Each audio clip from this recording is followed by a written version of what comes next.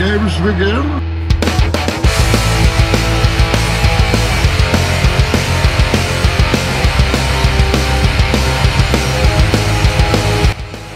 Show number 2 of the Sports Guys in Ties. Not only do we talk the talk, but we got to look good doing it, Matt. That's absolutely right. A prosandcon.com production. I'm Jason Kahn alongside Matt Galka. You ready for round 2, Matt? I'm ready for round 2. You look better than I do. I wore shorts, but I still wore a tie. It's not. You got to be. The most important part is you got to be comfortable. That's right. That is the most important part. I'm all about comfort.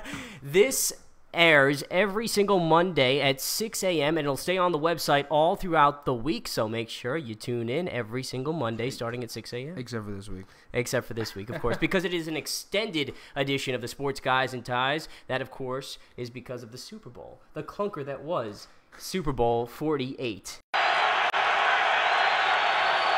It's snapped over the head of Peyton Manning. Before we get to our headliner, let's take a look at what's ahead. The clunker that was Super Bowl XLVIII. Is that the most disappointing Super Bowl we've seen in the past 20 years? Plus, does Peyton Manning deserve all the haters? And what does Vince McMahon have to do with college football and the NBA?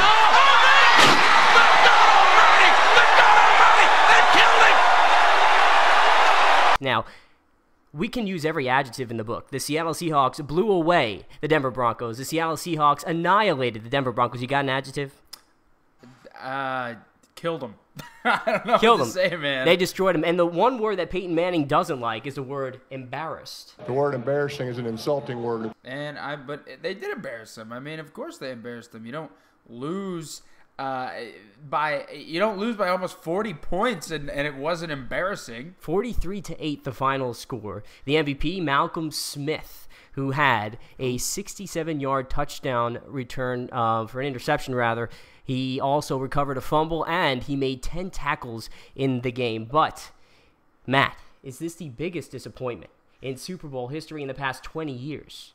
When you think about the Super Bowl, you really think about this big event. You know, you have the bye week, and if you're a football fan, the anticipation is building. Even if you're not a football fan, you have Super Bowl parties. I mean, there's a little over 300 million people in America, and every year it's like 150 million people watch the Super Bowl. So a lot of people watch this game. A lot of people expect to be entertained, and this was simply flat out not entertaining. It was not fun to watch. Even if you're a Seahawks fan, which I'm sure, it's fun that you won the Super Bowl, it still wasn't a fun game to watch. And as far as biggest disappointments, other than some of those matchups in the early 90s with the Cowboys, the Cowboys-Steelers game comes to mind. I mean, this was one of the worst Super Bowls. This was one of the worst football games I've ever watched from start to finish. If this was a regular season game, I would have turned it off. I think it is definitely one of the worst we've seen in the past 20 years. You go back to Super Bowl XXXVII, the Oakland Raiders and the Tampa Bay Buccaneers. The Raiders were the favorite in that game, but Tampa Bay, they surprised everyone and ended up winning. I believe the score was 48-21. Rich Gannon threw 5 interceptions in that game, so that was a disappointment. There was also Super Bowl XXXV, the Baltimore Ravens and the New York Giants. Yeah, that one was tough to watch, too. Besides those 2 kickoff returns back-to-back for touchdowns, that was, Kerry Collins and Trent Dilfer didn't exactly put on a pitcher or a quarterback duel there. So, and we could talk about the Buffalo Bills, but that was more of a disappointment for the Buffalo Bills fan base than anybody else. It really wasn't a disappointment in terms of the games that we watched. Right. I mean, they should have won at least one of those Super Bowls. I think this Super Bowl is more disappointing because of the names that were involved, the competitiveness that we expected. When you expect the nature of competitiveness that we expect going into this one, and we're not just talking about interest, but we're talking about competitiveness, it was a disappointment. Boy, that escalated quickly. I mean, that really got out of hand fast. Well, when you have Peyton Manning, who sets records for touchdowns and pass yards all season, you expect offense. You expect, and that's what people love. They love offense. They love to see touchdowns. And Peyton only threw for 1. They only scored 8 points. He set other records. He set the completion record. He set the in his receiver, Demaryius Thomas set the reception record. I mean, there was some offense, but they just really couldn't punch it into the end zone. And it was at one point you're just thinking, when's this gonna end? Just put them out of their misery. It was excruciating. Keep running the clock, please. Yeah, everybody I was around, they were screaming, "Please score! anything, a field goal. Give us something. Anything. Demaryius Thomas, by the way, played with a separated shoulder from what I'm hearing. That's impressive. It's more impressive on his account. But it does not excuse the Denver Broncos for not playing up to their potential. He was the only one on the Broncos playing. I mean, honestly, like the prolific offense really was shut down. I mean, it was shut down, and you start off the game with a safety, with a snap over the head, and even when it was 21 points, even when they were down 21, 22 points, you kind of think, well, Peyton could do this. You could do this, but you come out from halftime, and you get punched in the mouth with a kick return for a touchdown, and the Denver Broncos really couldn't get kicked in the gut worse than that. And in the second half, it just really, you really just wanted the game to end. And the commercials weren't that great either, my opinion. I don't know. But the whole Super Bowl and the weather, of all things, the weather was probably the best part. The weather was the best part. They narrowly escape a snowstorm. It's snowing like crazy there just 12 hours later. But the weather is the best part. And the most prolific offense in NFL history was the absolute worst part of the game. Yeah, it looked like Seattle had the most prolific offense in the NFL, or the most prolific defense, rather. They actually brought that number 1 ranked defense into the Super Bowl and acted like it. Oh, sure. Despite the disappointment, though, it is the most watched TV show or program in the history of television. Well, that doesn't surprise me. 111.5 million people tune in. It doesn't surprise me either, because now you're looking at not just the average football fan, but beyond that too. Right. I mean, you have Super Bowl parties, and you know what? It actually does. So here's what is a little shocking, though. It's 111 million people. Is that what you said? 111.5 million people. Okay, and there's about 330 million people in America. Mm-hmm. It shocks me that 200 million people did not tune in. Didn't watch it. That is surprising. I find that hard to believe. But, I mean, it grows every year. Football is definitely the sport to watch. But with this, I don't think it's going to do anything to the NFL. I really don't. But for the first cold weather Super Bowl ever, for the weather to be fine, but just the, one team to just I think the week was a success for the Super Bowl being in New York, New Jersey. Sure. I mean, they look like they're having a blast in Times Square. For the most part, you got the feeling that it's not like the city was overwhelmed. I mean, there's 10 million people in the city every day. I don't think they mind that the Super Bowl's in town. But the worst part, and you know this as well as I, the mass transit system was a mess. It was messy. It was a mess. People were waiting around inside the stadium for hours after the game. I don't know if I would. I'd try to get a ride. I'd walk. I don't know. 3 hours for a train, and then you got to get crammed in with those people. At that point, it's already midnight. You want to get away from these people. Probably all drunk. It was just that part was a mess. But everything, yeah, I agree. It was a success. And I feel bad because I keep on saying this is about the Broncos. It really was about the Seahawks dominating. I mean, they won the game flat out. I don't care what you want to say. They won the game flat out. The defense was bringing it. They were bringing hits. I mean, you watch that defense. They were bringing hits, clean hits too, and they bullied them. They bullied the Broncos. And they were doing it with about 60% of their roster either undrafted free agents or drafted in the late round, 6th or 7th round we're talking about. One of those guys is Doug Baldwin, and he makes our next category. Say what? Say what again? Say what again? Let me read this to you, Matt. And let me explain the situation first. So Cris Carter, before the Super Bowl, made a comment about Seattle's wide receivers. Cris Carter's pretty good. Most of them undrafted. Jermaine Kearse, Doug Baldwin, Ricardo Lockett, all undrafted guys, and he called them appetizers. They need a star receiver, he said. So here is the quote from Doug Baldwin after they won the Super Bowl. My man that said we were appetizers. Right. He told me to Google him, and I did that. I saw that he was a Hall of Famer, which, like I said, I respect what he did on the football field. But in 2 conference championship appearances, none of them he won. And I didn't see any Super Bowl appearances. I would love to show him the Super Bowl ring. If he doesn't want to come and see it personally, tell him he can Google it. Doug Baldwin, everybody. I just want to let you guys know that this cornerback is mediocre. Mediocre. This is a mediocre cornerback. Okay, thank you. You are something else, pedestrian. pedestrian. Yeah, our receivers were called pedestrian and also called appetizers. I think if anybody took a bite out of them, they'd be pretty full. I understand what he's trying to do. I understand. I think a lot of guys would take a Hall of Fame bust over a Super Bowl ring. I don't know. Maybe that's just me. I don't know. I've heard the opposite. Hall of Fame's pretty good, though. I mean, Hall of Fame means you're one of the best ever. The best ever. You think Doug Baldwin's going to be in the Hall of Fame? Probably not. He'll have a Super Bowl ring. You know, a lot of guys have Super Bowl rings that, you know, maybe you don't think a lot of those Super Bowl rings end up on eBay sometimes. But I don't think Doug Baldwin's going to be in the Hall of Fame. Was it okay for him to make that comment to a Hall of Famer? Look, I like brashness, and I like speaking your mind. I do.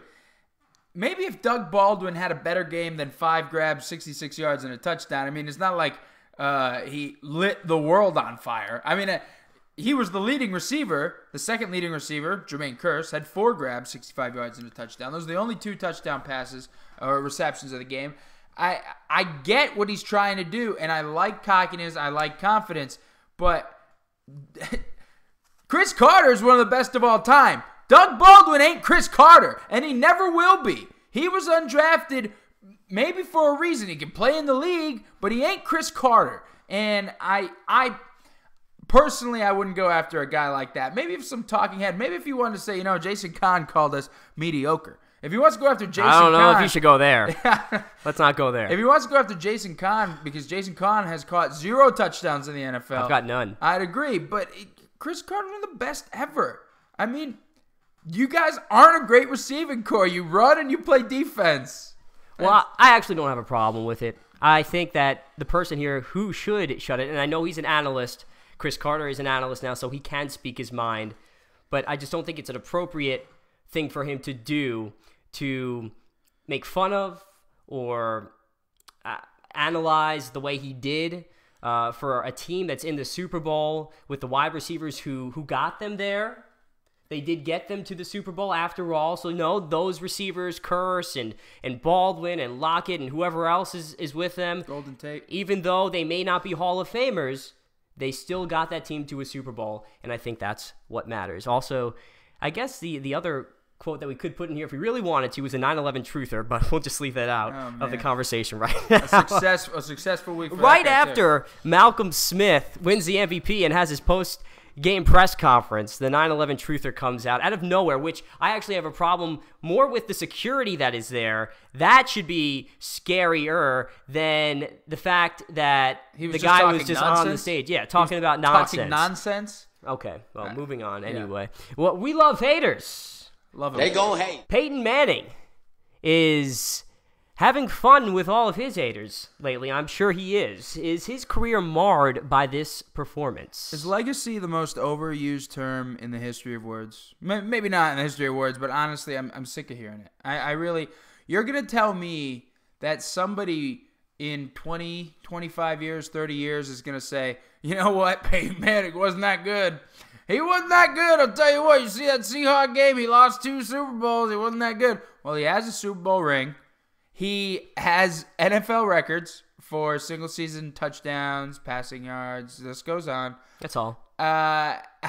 This doesn't hurt him in the grand scheme of things at all. I mean, he's not going to go down in history as having won the most. And, you know, I think clutch is a very subjective thing. I don't think you could tell me Peyton Manning's not clutch. I mean, you want to win every game. Sometimes there's a better team, and he ran into a buzzsaw. He really ran into a buzzsaw. Do I think he could beat the Seahawks? Sure. Not that day. They wanted it more. That's cliche, but he couldn't beat them that day, but I still think he's pretty darn good. Listen, this is a guy who brought 3 teams to 3 Super Bowls. Yeah. 1 for 2 in the Super Bowl, but he brought 3 teams to 3 Super Bowls. He won 1. And this Super Bowl came after having major neck surgery. Yeah. Should have been out of the league, maybe. 2 years after having major neck surgery, this guy throws for more touchdowns, throws for more yards than any player in NFL history. It's pretty good. If you're going to hate on Peyton Manning, not only does he have a problem with you, but I have a problem with you. Matt has a problem with you Huge too. problem. It's unbelievable. And honestly, maybe it's time to start thinking maybe the teams he went with really weren't that good. Maybe it really was all Peyton for those teams. And look, I don't want to rag on anybody here, but I mean, he does. There's no question about it. He elevates the play of a lot of people around him. And I mean, maybe it's time to start thinking maybe those teams just weren't that good. Listen, we weren't around for some great quarterbacks that are talked about right now. We're talking about Staubach and even Dan Marino. We really weren't around to see him. Yeah. Elway later, early in our lives, we had a chance to watch Elway. But so we can't really talk about those quarterbacks as much as we can about Peyton. And we're not having a love fest for Peyton right now, but we are seeing greatness on the field. We are watching it with our own eyes. We have an opportunity to see one of the most knowledgeable quarterbacks this football, football organization has ever seen. This entire league is watching one of the best quarterbacks they'll ever see in the history of this game. I don't know if there's anyone that could compare. But again, we haven't seen a Marino. We haven't seen a Staubach before. We don't know what it's like to watch them on the field. For the past, Brady hasn't been in the league for 15 years, but for the past 15 years, and soon to be past 20 years, there's going to be two quarterbacks who you could point to and say they were the best, and that's hands down Manning and Brady. And anybody who ever says Manning, well, I'd like to see, but you should slap him across the face because they don't know what they're talking about. We will never see another one like him. We'll never see another one like him. Well, while Peyton Manning was wearing his jersey, Joe Namath was wearing a fur coat. Broadway Joe, man. What's wrong? You're hating on the coat. I don't think you like the coat. I really don't like the coat. Why? He brought that coat out in front of millions and millions of people who can't even afford something like that. And it seemed like he was just showing off. Hey, Alabama, from the University of Alabama, Super Bowl with the Jets. What is this guy, privileged? What's wrong? Nah, hey, he just living the life, man. Probably went home, probably a beautiful baby doll on each arm. He just living Broadway Joe. All right, well, maybe that fur coat was talking to him because he decided to flip the coin a little too early. Broadway Joe is he can do whatever he wants. He's been on TV before where he's messed up a little. So he has messed up things before. So, look, it's Broadway Joe's style. He says what he wants. He does what he wants. It's a Joe Namath world, Jason, and we're just living in it, okay? As we know, New York is his town. New Jersey is his town. He can do whatever he wants. Icon of the week. We're going to start with Katie Nolan. Now, for a lot of people watching this, probably you have no idea who she is. No, the ratings aren't good. But well, after Rick Riley called out Regis Philbin on ESPN, most of you now know who she is. Katie Nolan works for Fox Sports 1, and during one of their shows, called out Rick Riley. So next time, think twice before coming after Regis, because if you do, you won't just have disrespected a television legend, but you'll have pissed me off. Okay? Look, all right, I like this because she's standing up. If you want to talk about a teammate, she's standing up for a teammate. Sticking up for a teammate. Regis works with Katie. Right. On the same show. On the same show. Regis Philbin, look, not necessarily my cup of tea, but a television legend nonetheless. Regis in the morning, the daily talk show he had for so many years. He's a television icon. Dabbling into this sports venture. I dabble. I don't exactly think Regis Philbin when I think hip, cool. But I don't exactly think Rick Riley either. For Rick Riley to attack him like that, Rick Riley was appointment reading for me every Sports Illustrated. When he was in SI, I would read every single one of his columns, and they were great. He goes to ESPN. They put him on TV. He doesn't really know what he's doing at ESPN. Yeah, they put it writing columns, talking head. I think the love affair is over between me and Rick Riley sports writing. I think it was low for him to do that, but hey, all publicity is good publicity, I guess, right? Well, Katie Nolan, very noble, very courageous for what she did, sticking up for Regis, right in front of Regis. Regis didn't have the gall, I guess, at the time to do it himself. So or maybe he just took didn't the high road. Yeah, he took the high road, and Katie backed him up. So, she Katie, stuck up for him. Good. Katie, you are our icon of the week. Also joining her is Percy Harvin, who deserves a big pat on the back. He played less than 40 snaps this entire football season, and yet he runs the kickoff in the second half back for an 87-yard touchdown. Had a pretty big catch earlier in the game for about 40 yards. I think that Percy Harvin is our icon of the week. Look, I'm going to say this. I used punch in the mouth before. I'll use a different term, kick in the gut. I mean, that run back really was one of the worst things that could have happened to the Broncos that game, and the best thing that could have happened for the Seahawks that game. The guy's electric when he's healthy. He's instant offense. Every time he touches the ball, you think he could take it to the house. You really do, the way he moves. But here's a little aside. I was on Twitter during the game, and I read a tweet that says, you know, everybody watching Percy Harvin on the big stage, they just know what we saw all along at Florida. And all I wanted to do was tweet back and say, you know, he played for the Vikings too, right? He did do that. He played for the Vikings at one point, and he had some big plays, but I can't stay healthy. So, you know what? On the biggest stage, you shine, you win, you get a ring, and you shut Cris Carter up. It's cool. Yeah, what Percy Harvin did was amazing. I actually didn't see him as being an X factor in the game at all, especially considering that he didn't have significant playing experience that season, so I wasn't sure how Pete Carroll was going to use him, but he used him a lot, and it worked out to his favor. Well, the best thing is that you're healthy and you got fresh legs for the biggest game of the year, right? That's what they want. I guess that's the ingredient to being a successful player in the NFL. Just wait out the entire season until you make the Super Bowl. That's my strategy every year. Okay. Now, Matt, we get into our next segment. Are you serious?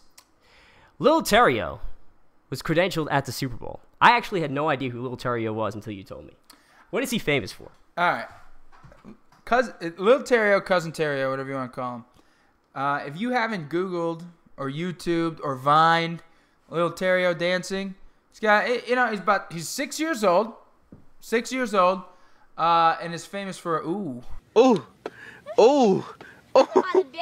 Oh. Oh. Oh, kill him. Oh, kill him. Ooh, kill him. Ooh, kill him. And he's a good dancer. Great dancer. Better than either one of us. But I tweeted at you when I saw him at the Super Bowl, rubbing elbows, getting interviews. How does TeRrio get credentialed for the Super Bowl? How does he get credentialed for the Super Bowl? But after I saw the video of him, because I actually knew of the phrase, ooh, kill him. Yeah. I just didn't know where it originated. And now that I know, I am enthralled. I am on the Lil TeRrio bandwagon. You're a better person for it. I think so. You're a better person. Your life has been better. I don't care how he got into the Super Bowl. He should get into the Super Bowl, any club he wants to get in, VIP section. Lil TeRrio is a man, and he can kill him all he wants. Now, maybe one of our favorite parts of the Are You Serious segment, which athlete would make the best WWE superstar? Let's start with you, Matt. You want me to go first? I do. All right. I grew up a WWE fan. I grew up a big wrestling fan and a big sports fan. And I think in today's game, across the board, you could have picked anyone active. I'm going to go with J.R. Smith as the best WWE wrestler. He'd be a great bad guy. But he'd be like the funny bad guy. I mean, untying people's shoes, untying wrestlers' shoes. And I'm going to give you I'm going to give you who I liken him to. A little wrestler, a little known guy called Doink the Clown. Okay? Doink would come out dressed as a clown, laughing it up. Boom. Hits you when you're not looking with the whoopee cushion finisher. Gets the 1, 2, 3. J.R. Smith would be clowning around. Then all of a sudden, boom. Hits you with a 3-pointer. Knicks win the game. That's how he does it. Didn't see it coming. Didn't see it coming. Didn't see anything good coming out of J.R. Smith until that 3-pointer there. So Vince McMahon should look into J.R. Smith. Yeah, he's got deep pockets, man. Now, I also think Vince McMahon should look into Jameis Winston. And why's that? Why should Vince McMahon look into Jameis Winston? Because Jameis Winston ain't scared of nothing. J. Boo don't feel nothing. J. Boo ain't scared of nothing. J-Boo. Not Pitt. Not Pitt. Not Clemson. Clemson. Not say it with me. Not Miami. Not Miami. Not Florida. Not Florida. Nothing. Yes. Yes. Oh my God. You can't Jameis Winston has a great personality. Great, I think he would make a great WWE superstar post NFL and post baseball career. He's good on the mic, man. He's great on the mic. Cut a great promo. The question is if he will be physical enough for the WWE. Hey, look, he. But have you seen some of the plays he Yeah, made he during the season? He dodged his all year, and then he put teams away. What more can he ask for? He would run the ball if Jimbo Fisher allowed him to. He would put his body on the line if Jimbo Fisher allowed him to. I could see a more physical Jameis Winston. I really can. And just love the personality. So good for you, Jameis. Hope to see you in the WWE someday. Jameis versus J.R. Smith, man. Book it. All right, let's get to our rapid fire segment. We'll try to do this in 2 minutes if we can. All right. A record $119.7 million was spent gambling on Super Bowl XLVIII. Does this country have a gambling problem, Matt? I mean, I don't think that's enough. No, I'm just kidding. I mean, I think the Super Bowl is the time to throw a little loose change on the game. If you win, you win. If you lose, you lose. I mean, who knows, Maybe Demaryius Thomas catches a 25-yard pass and you win $50. Not that I would know. All right, I actually do think our country has a gambling problem. That's all I'm going to say about that. Is Anthony Bennett or Greg Oden the bigger bust? Too early to tell, but I mean, Bennett doesn't even look like he belongs on the court right now. And at least Greg Oden's getting some minutes. He looks like LeBron's dad, but at least he's getting some minutes. I disagree. I'm going with Anthony Bennett on this one. He has potential. I know that he hasn't played very much. He's averaging like maybe 10 minutes per game right now, but when he actually does play, he's averaged somewhere between 10, 15 points. Just give him a chance. Give him a chance. All right, Tracy McGrady. He wants to take the mound as the next Major League Baseball pitcher. He's too. Come on, he's too old. This is a joke. Okay, what do you think his fastball tops out at? Right now, they say it's plus 90. Plus 90? He's 90 plus right now. Does Tracy McGrady strike you as the kind that would want to lurch around in the minor leagues for a little while? No, he doesn't. He wants to make it right to the pros, I'm sure. Yeah. And he's getting help from Roger Clemens doing that. So, I don't know. He has a fresh arm. He's 34 years old, and usually it takes some wear and tear before the old age actually catches up to you. So, I don't have a problem with Tracy McGrady at least trying to become a Major League Baseball professional pitcher. Well, good luck, man. It's National Signing Day, Matt. Do you care about class rankings? There's a lot of signing day, there's a lot of draft nicks out there, you want to say, the guys who follow the guys in high school. And honestly, I don't know if I have the focus to wait for a guy to redshirt and all that. Give me the results now, and let the chips fall where they may. The best class doesn't always mean championships. I do not follow the class rankings. I do not care about the class rankings, and simply because those 3-star, 2-star guys, which we see so often, end up becoming NFL players. And make plays. And that's the truth. And you never know what kind of athletes you're going to get, so I don't really follow those class rankings just because it's not worth it at the end of the day.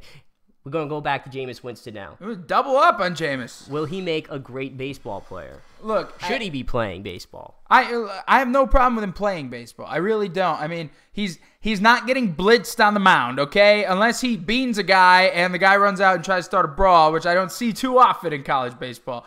But I have no problem. I think his arm's fine. I mean, he's got a cannon. Why don't you use it? And back in the day, guys like Jim Brown people say he was a better lacrosse player at Syracuse than football. So what's wrong with a guy playing 2 sports? Go ahead. I don't have a problem with Jameis Winston playing 2 sports. I am a little worried about him being on the mound and how many pitches he throws, because if he tears that rotator cuff, if he has to get Tommy John surgery, that's going to go into football season, and Jimbo Fisher would be very worried if that case were to ever come up, but hopefully that does not happen. He'd have some words with Mike Martin. That's for sure.